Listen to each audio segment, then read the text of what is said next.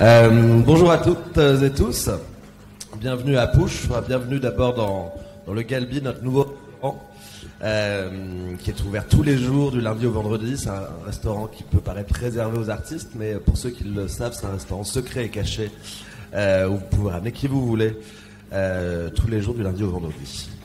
Et donc un petit coucou parce qu'ils sont là en train de vous préparer un délicieux déjeuner. Alors ici, je ne sais pas si vous êtes familier. Je me recule un peu pour le Larsen que j'ai entendu naître. Je ne sais pas si vous connaissez le lieu, si certains d'entre vous ont déjà visité, rencontré des artistes ici ou visité des expositions. Mais nous sommes dans un centre d'art qui accueille 280 artistes du monde entier.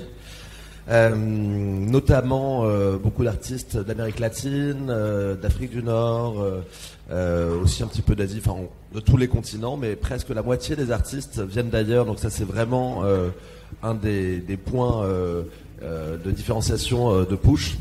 On s'appelle Pouche parce qu'on a commencé notre aventure Porte Pouchet dans une ancienne... comment ouais, peu de gens le savent. La Porte Pouchet, c'est quand même... une porte qui est plutôt assez méconnue du public, sauf pour ceux qui vont reconnaître mort à la morgue de la Porte Pouchet, ou ceux qui vont récupérer leur voiture à la fourrière de la Porte Pouchet. Mais donc c'est pas une porte super excitante, et en plus il n'y a même pas de bretelles périphériques pour sortir. Mais en tout cas, c'est d'égayer ce coin en y invitant 250 artistes dans un premier temps. C'était une grande tour de bureau qui n'était pas du tout faite pour travailler.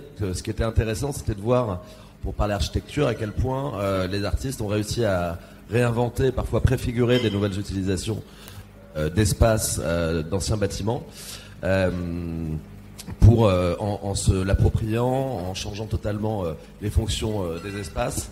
En plus, c'était un IGH, donc il y avait énormément de contraintes et ils ont toujours réussi à zigzaguer, à se tortiller pour s'échapper des mailles de ce filet administratif et juridique qui était très, très complexe dans ce bâtiment. Depuis qu'on est ici, on est d'autant plus centre d'art parce qu'on a presque 2500 mètres carrés d'espace d'exposition.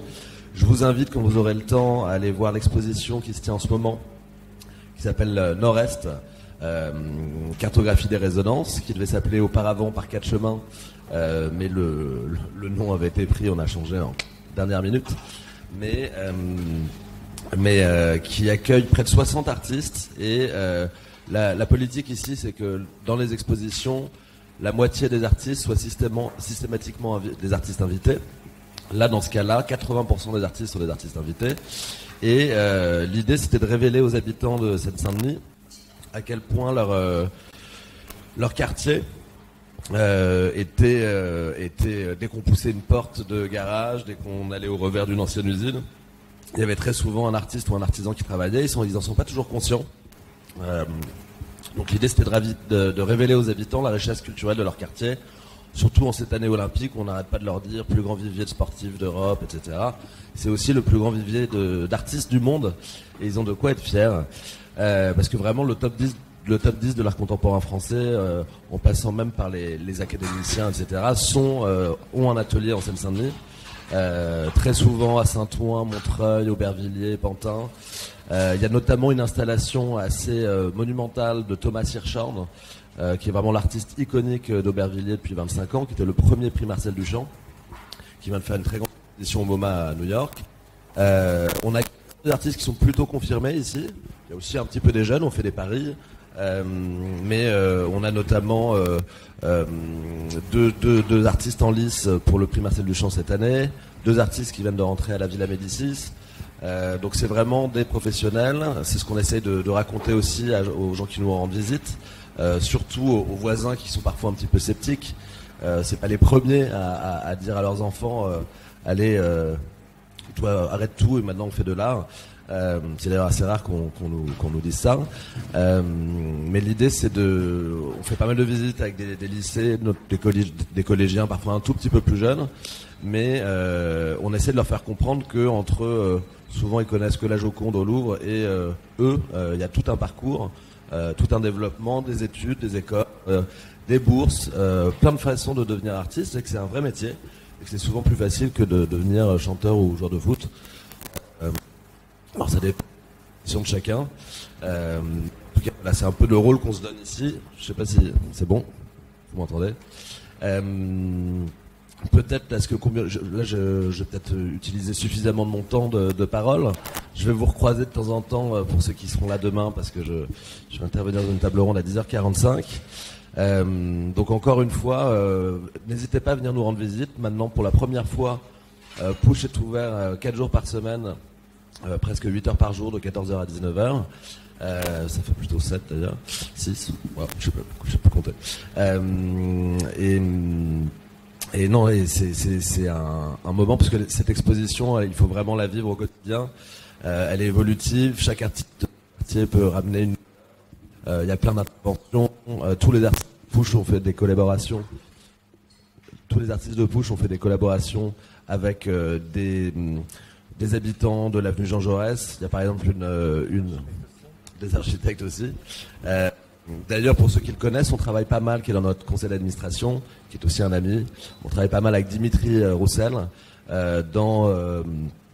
pour penser et imaginer l'avenir du lieu. Parce que pour l'instant, ça se termine en décembre 2024, donc c'est tout de suite, alors qu'on vient d'arriver ici. On a l'impression, en tout cas, de terminer de déballer les cartons encore maintenant. Donc ça, c'est ce qui peut se passer, c'est qu'on en est déjà à notre 3e lieu. Donc voilà, si vous avez des idées, n'hésitez pas. On cherche potentiellement un très très très grand lieu comme celui-là ou une façon de rester ici plus longtemps. Bonne journée à toutes et tous et salut. Merci. Donc merci à Push de nous accueillir. Donc je suis Mathieu Delorme, donc je suis le directeur de l'ENSA Paris Est, donc l'école d'architecture qui produit et co-organise ce festival. Donc quelques mots sur l'école d'architecture, parce qu'on parlait d'artistes, mais effectivement les écoles d'architecture font partie du ministère de la Culture, donc art, artiste, c'est relié, mais pas que. Et donc des premiers remerciements donc pour l'organisation de ce festival aux financeurs, ministère de la Culture, Grand Paris Aménagement notamment, à Push pour nous accueillir. L'école d'architecture de Paris Est est une école qui se distingue dans le paysage des ENSA en France, puisqu'on est de l'école d'architecture de la ville et des territoires. Donc on relie l'architecture dans son conception, on va dire, amplifiée. Et donc ce festival Échelle 1, donc Échelle 1 qui est le nom de l'incubateur de l'école.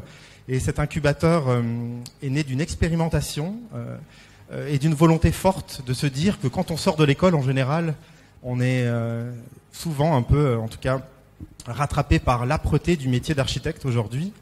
Avec tous ces lots de désillusions, voilà, on sort de l'école, c'est un peu difficile. Et l'ambition en tout cas de l'incubateur, c'est de partir des ambitions des jeunes architectes, des jeunes diplômés aujourd'hui, de les accompagner pour partir de là où on veut aller et transformer, faire évoluer le cadre de commande, faire évoluer les commanditaires, les projets, la façon de transformer aujourd'hui le territoire, la ville, et surtout dans ces questions de transition qui arrivent fortement. Mais en tout cas, c'est de partir de là et de faire l'inverse de ce qui se passe d'habitude. Donc, Échelle 1 est un moment, je pense, pour les jeunes agences important, puisque ça permet de s'affirmer, de bien se définir, et puis aussi d'y aller avec toutes les convictions nécessaires pour pouvoir avoir de la commande, et pas n'importe laquelle. C'est de la commande, on va dire, dans laquelle on est à l'aise, dans laquelle on a envie de s'impliquer, et c'est pas toujours évident. Et c'est vrai que pour moi, ce festival, c'est 3 objectifs. C'est 1, mettre au débat public toutes ces postures de jeunes agences, et donc c'est elles qui ont fait le programme, donc avec Mathieu qui a coordonné, bien sûr, qui est le commissaire de ce festival, mais c'est aussi par un échange avec l'ensemble des agences qui sont incubées dans les différentes promotions d'Échelle 1. Donc être architecte, c'est participer au débat public. Donc déjà, on part de là. Le deuxième ambition, c'est bien sûr, c'est faire ces belles alliances que sont la maîtrise d'œuvre et les maîtrises d'ouvrage. Enfin, l'alliance maîtrise d'ouvrage, maîtrise d'œuvre, qu'elle soit élue, technicien, et puis bien sûr les maîtres d'œuvre. Et parce que l'architecture, c'est un travail collectif, hein, c'est une œuvre collective, et donc pour y arriver, il faut qu'on s'entende, et c'est, on va dire, l'alignement de l'ensemble des acteurs qui permettra d'être ambitieux demain et à la hauteur des ambitions de la transition. Et le troisième objectif, on va dire, de ces 2 jours que l'on va passer ensemble, c'est aussi parce qu'aujourd'hui se redéfinit la stratégie nationale d'architecture qui sera normalement annoncée à l'été. Et pour moi, ce festival est un moment important pour pouvoir donner, transmettre dans cette nouvelle stratégie nationale d'architecture, donc portée par le ministère de la Culture, mais en interministériel, avec des projets de loi qui, notamment sur les questions de réhabilitation, par exemple, et de la posture de l'architecte dans la réhabilitation, avec que ça soit bien cadré en termes d'honoraires, en termes de mission, de responsabilité, que tout soit évolue correctement. Et ben pour moi, le festival, c'est un moment où en tout cas les discussions, les échanges vont pouvoir nourrir cette stratégie. Je serai là, en tout cas, pour faire ce relais-là. Et donc, pour moi, si ces objectifs sont atteints, ça sera un succès. Et ça l'est déjà, vu le nombre d'inscrits, puisqu'on est à plus de 280 inscrits sur les 2 jours, ce qui était au-delà de nos espérances. Donc, merci à tous d'être là. Je vais donner la parole à Matthew Van Picker, qui a été désigné par l'école commissaire et qui a fait un travail énorme. Si vous êtes tous là, c'est grâce à son travail, en collaboration avec les équipes de l'ENSA de Paris-Est, qui sont là très mobilisées. Je les en remercie pour un travail en amont, en aval, et parce que ça se finit pas demain soir, le festival. Après, il faut continuer à travailler. Donc, merci à tous d'être là, en tout cas, et un plaisir d'être avec vous. Je serai avec vous toute la journée jusqu'à ce soir. Et donc, à très vite. Merci. Merci Mathieu. Bon, je vais peut-être aller plus vite, comme ça on peut commencer, mais j'ai une énorme liste de remerciements à faire. Surtout, encore une fois, je suis Matthew Van Picker, commissaire de cette première édition du festival qui est produit par l'ENSA Paris-Est et co-réalisé avec une vingtaine d'agences de l'incubateur, des agences qui font partie de 5 promotions différentes, parce que l'incubateur a été créé par l'école en 2016 et accessoirement, j'interviens au sein de l'incubateur comme formateur, notamment en matière du développement et du marketing pour jeunes agences émergentes, pas que archi non plus. On a également des paysagistes, des urbanistes, des scénographes, des maquettistes, etc. Donc, c'est vraiment un incubateur qui accueille une multiplicité d'agences créatives. Bon, je passe maintenant aux remerciements. Donc, d'abord, merci beaucoup à l'ENSA Paris-Est pour sa confiance, notamment Mathieu Delorme, Claire Minard, la créatrice et la coordinatrice de l'incubateur, et à Marion Leclerc, qui est responsable du service de la communication, et ainsi à Amina Salali, qui a été aussi quelqu'un qui a initié cette première édition. Ensuite, on a déjà cité les noms des mécènes et partenaires, mais je tiens quand même à remercier Push pour son accueil, Ivanoé, Simon, Inès, qui d'autres, et enfin aussi les équipes de Manifesto qui ont permis déjà la mise en relation avec ce lieu fabuleux de création artistique. Faut pas oublier qu'on est en train de cohabiter avec Galbi, le restaurant qu'on va savourer tout à l'heure. Donc merci beaucoup à Iris aussi pour nous permettre d'organiser cet événement chez eux.